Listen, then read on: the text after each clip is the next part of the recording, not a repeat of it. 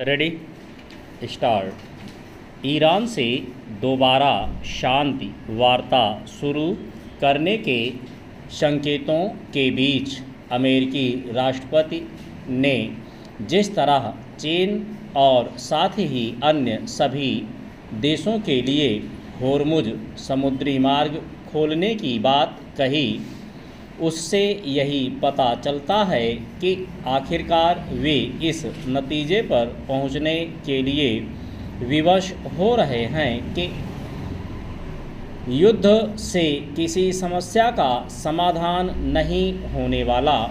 शायद यही कारण है कि उनकी ओर से वह भी कहा गया कि युद्ध जल्द खत्म हो सकता है, क्योंकि ईरान भी कह रहा है कि हम भी युद्ध के पक्ष में नहीं।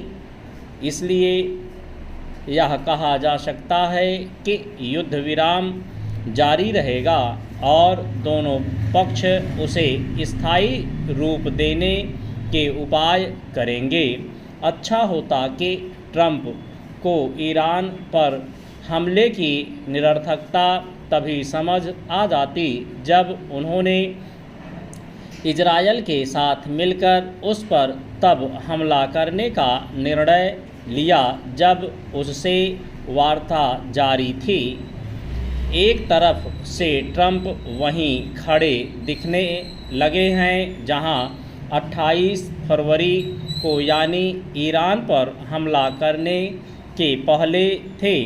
उन्होंने जिस तरह चीन के इस आश्वासन पर होर्मुज खोलने की बात की कि वह ईरान को हथियार नहीं देगा, उससे यही प्रकट होता है कि वह किसी तरह अपने कदम पीछे खींचने की राह तलाश रहे थे। चीन के आश्वासन ने उनकी यह तलाश पूरी तो कर दी, लेकिन सब जानते हैं कि वह करीब 40 दिनों तक चले युद्ध में ईरान की हर संभव तरीके से सहायता कर रहा था।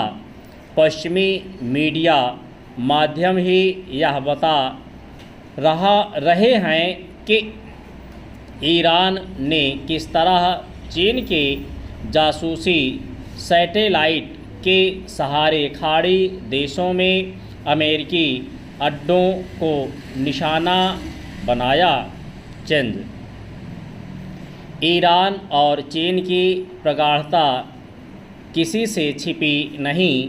अमेरिकी प्रतिबंधों के बावजूद चीन ईरान से तेल खरीद रहा था।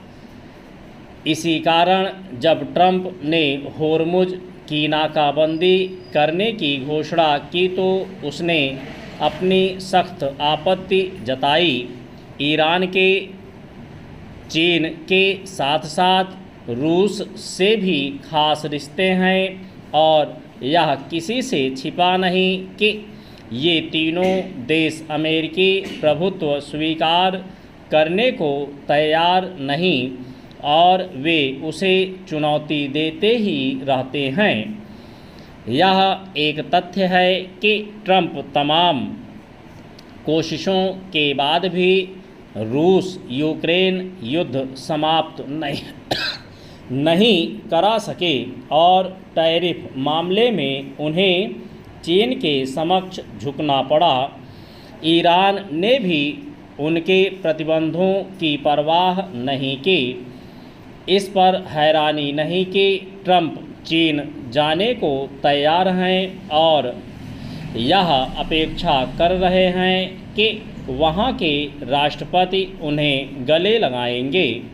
फिलहाल यह कहना कठिन है कि अमेरिका और ईरान के बीच होने वाली दूसरे दौर की वार्ता किसी ठोस नतीजे पर पहुंचेगी या नहीं, लेकिन यदि दोनों ही पक्ष तबाही से बचना चाहते हैं तो फिर उन्हें अपने अड़ियल रवैये का परित्याग करना होगा।